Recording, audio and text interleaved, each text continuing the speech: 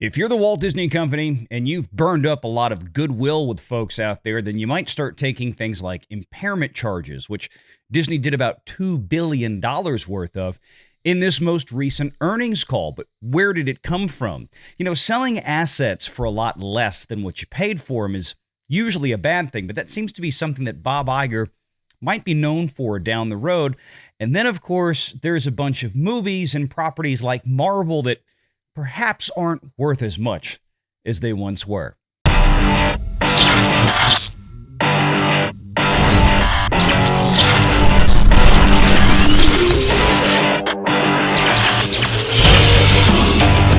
Renegade Online. Hey Mike, I've been waiting to ask you a question.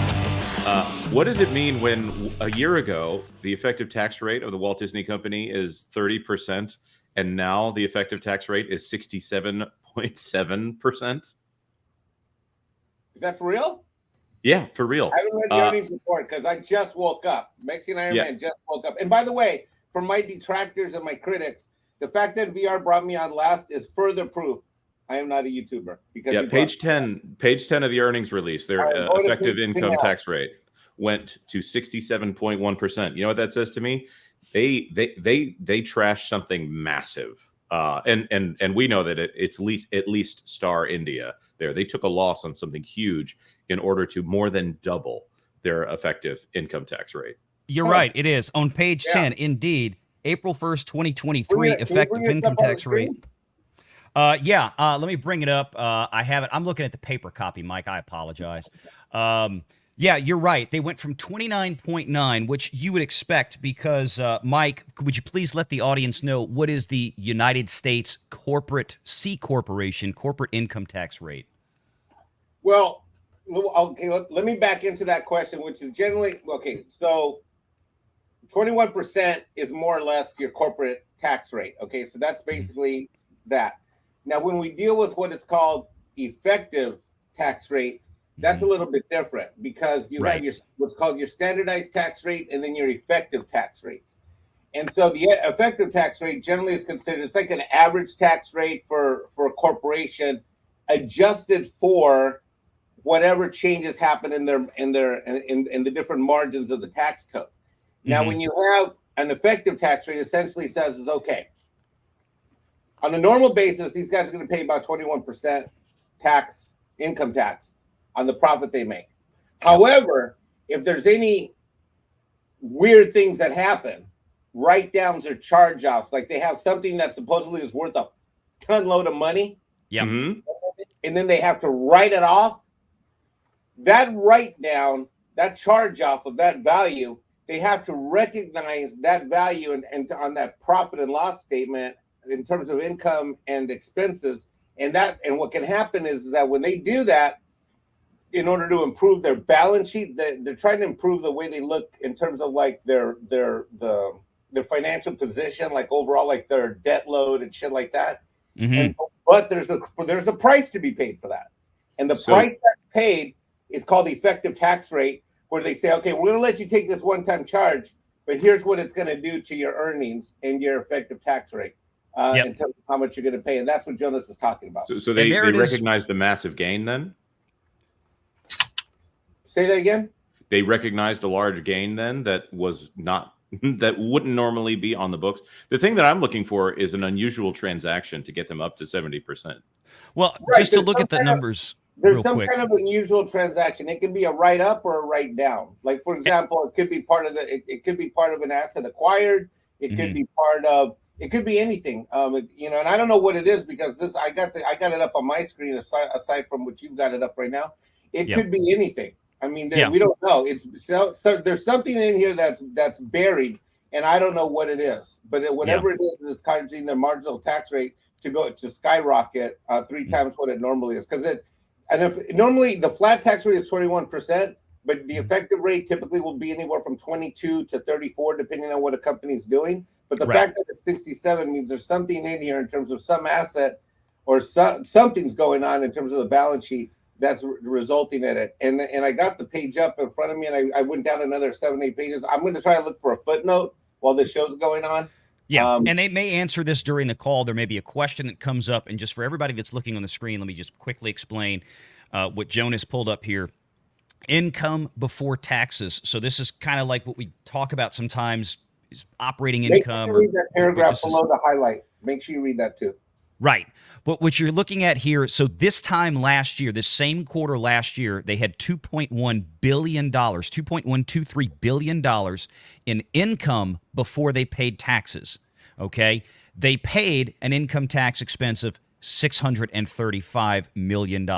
This year, they only had income before taxes in the quarter of $657 million. They basically lost over 2/3 of their income from last year for the same comparable quarter, but they still had an income tax expense of nearly $450 million. So that's where the effective income tax, and what Mike is referring to, the footnote, the increase in the effective income tax rate was due to an unfavorable impact from the goodwill impairments. Let me explain what that is, recognized in the current quarter, which are not tax deductible, partially offset by the benefit from adjustments related to prior years, which were favorable in the current quarter and unfavorable in the prior year quarter. Goodwill is this intangible asset that they assign, in many cases on companies, especially like Disney, a book value to, for lack of better description, that says, hey, the brand has a value of $1 billion or something like this. Well, they're taking impairment charges on that goodwill now. Mike, what might be some of the reasons why you'd see something like that happen? Okay, so I'll make this simple. Let's just say it might be this India thing that Jonas is talking about. So let's say, for example, this Value Renegade official ball cap is worth $100 million. It's supposed to earn me in revenue, whatever, say 10 million a year. And I've taken what's called an amortization charge on the value of this hat that I got a loan for. I decided to get a loan for $100 million as a loan. And I've been writing off the value of this over, say, let's say 20 years. Okay, I took 100 million divided by 20 years. So I'm taking a $5 million a year charge. And I've done that for 4 years. Now, in the last 4 years, this hat hasn't gotten me anything except me being called a YouTuber. So this hat has not had any value and has only caused me misery. Oh, my God. So now I want to dump this hat because I don't want to be called a YouTuber anymore. So there you go. I sell this hat now for $20 million, and I take an $80 million loss. That $80 million loss on the value of this asset that I already borrowed money for, that I already wrote off $5 million a year, then I now have to take down the difference of that $80 million loss as an income charge. I can add, and I have to add back that $5 million a year that I wrote off previously. And so what happens then is that when I choose to take that write down, adjusted for things that are legit, like the interest on the loan to buy my $100 million Value Renegade SIG hat, and their 2-cent dividend, don't forget that. Yes, and the 2-cent dividend. The 2-cent dividend that Valiant has paid me to do these live shows when I've shown up. Yep. Basically, so the difference that is literally the transaction. Now, when I do choose to do this, because I realize that as emotionally rewarding as my SIG Valiant Renegade hat is, it has no value in the marketplace, and that's not at $100 million. And so when I choose to do this in order to make my balance sheet look better, because I don't want to be carrying something that's worthless or not worth what I thought it was. In order for me to do this, when I do this, there's an income charge. And so when Bob does something like this, that's what makes the effective tax rate up. Because the government's like, hey, look, just because you chose to overvalue this mofo, just because you decided it was worth a lot more, doesn't mean this problem just goes away. Goes away. You have to take an income charge. Now we can adjust some of your costs of this thingy. But you can't just say let it go away and get a big fat deduction like, oh, boo-boo, I get to $100 million deduction because I lied and overinflated the value of this. Right. You've got to go back and pay for it. Guys, Andre? I understood it. So we're talking about goodwill, I thought which it was is not beautiful. tax deductible when it's gone. That was a great explanation of the American tax system. It's perfect. You know, one of the things that it's kind of let me give this as a comparison to people dealing with this in my industry. So if you take money out of an IRA before you're 59 and a half, you're going to pay a 10% penalty. But if you do what's called a 72Q or 72T, excuse me, and you take equal distributions for a few years before you turn 59 and a half and you follow the government guidelines, they let that 10% penalty go. But if you violate that beforehand, they're going to go back and charge you the penalties from when you started taking money out of your IRA early. So, I mean, they give you benefits of doing things, but if you break the rules at some point or you want to change the rules in the middle of the game, the IRS is going to come back and smack you. Now, let me speculate on this for a minute. The goodwill, what might they have overinflated the goodwill of in the past few years, especially. When you think goodwill, think of something big, public, everybody knows it. They could have, because I don't know this for sure, could have inflated the goodwill on that. Now maybe they want to go back and say it wasn't worth as much. Would anybody care to take a guess what maybe this could have to do with? Does it begin with H? What would H be? Yeah, you know, the letter. The letter H. And then it comes, and then there may be a U after that. Yeah, there may be that. Oh my God. Yes. Oh, pick yes. Mexican. Yeah. Floor recognizes the Mexican. Hulu. Well, there's that. What else could it be? I mean, I think it's a combination of things. I think Andre's right. Star Disney India. Plus? Could it be some hotels? And It could major investments in some real estate that didn't quite pan out. It could be that. It could also be something that starts with an M, followed by an A and an R. It could also be something that starts with an S and then a T and then an A and an R. Marvel, Star Wars. Look at Marvel Phases 4 and 5. How much goodwill? What was the value? Think about this. Do you think they're actually doing impairment chart? Do you think that they are actually literally restating the value of these things to something more appropriate right now? I think they could be. Oh my. Well, if they do, we have our videos for today. Let's just put it that way. Yeah. I mean, look, I think somebody's going to ask. Somebody's going to ask about this on the Q&A. Valiant, I think you are ahead of the curve on this from a financial standpoint, because we speculated over a year ago or 2 years ago on this channel that at some point all of this balance sheet that had all these overinflated assets, that at some point this balance sheet had to crack.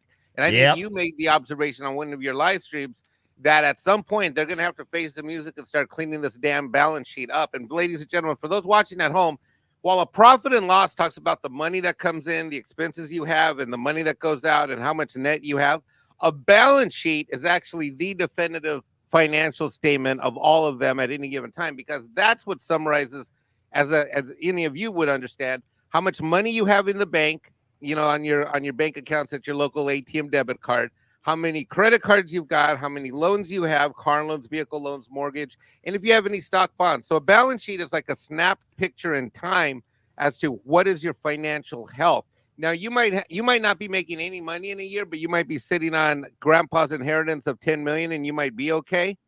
Okay, so that's good. Or you might be making, say, for example, 250,000 a year, but between credit cards, sports cars, a house, a vacation house, you're not even making enough at 250 grand in order to cover this lifestyle that you want to lead that you can't afford. And that, as Andre, Lorena, Jonas, and Valiant have reported on all their channels so many times, that is something that is a position Disney has been in, where the lifestyle that it enjoys in terms of its woke broadcasting of movies and TV is being subsidized by the cash cow of its theme parks. And at some point, as Valiant recognized a couple years ago, this balance sheet cannot stand forever the way it is, right? No, it really can't. I mean, when you look at, do you really think that Marvel is worth anywhere near as much? The name brand Marvel is worth what it was at the time Endgame came out in 2019, 5 years ago? Hell to the no. What about Star Wars? Is it worth as much as when The Force Awakens first released at the peak hype after Disney bought it? Hell no. And let's not forget this one thing here. Mm-hmm. Disney overpaid. Disney number crunchers at the time when they bought it and the deal happened, they arrived at a figure of 3.7 billion because there was nothing in development. And Iger still gave Lucas the Marvel deal of 4.05 billion. So they overpaid then. And I would actually argue that despite of everything that is in development, it is worth less now than it was at the time when they bought it at 3.7 billion. Because at that time, you mentioned this intangible thing, the goodwill, the value of that. because there you had that value of the goodwill of the brand. Where's that goodwill right now? Now, when it's a brand that's a certified flop factory. Indeed. Absolutely. And one thing to add also, so you guys know about May the 4th, right? Yeah. Okay. So have you ever gone to a really bad science fiction convention where there's zero energy and people are like, I'm just here to meet people I haven't seen, but I'm not trying to spend any money? That's how it was at Galaxy's Edge on May the 4th at Walt Disney World. That's lame. That place is usually a ghost town anyway. And on the 4th, all these people were there pretty much wandering around aimlessly. The merch that Disney had for sale for May the 4th was lame as hell. It's probably going to be given away. It was just a complete total. The Star Wars version of The Walking Dead. You hit the nail right on the head, Andre. Make sure you're subscribed to Valiant Renegade and join us every Sunday at 6 p.m. Eastern for the live show.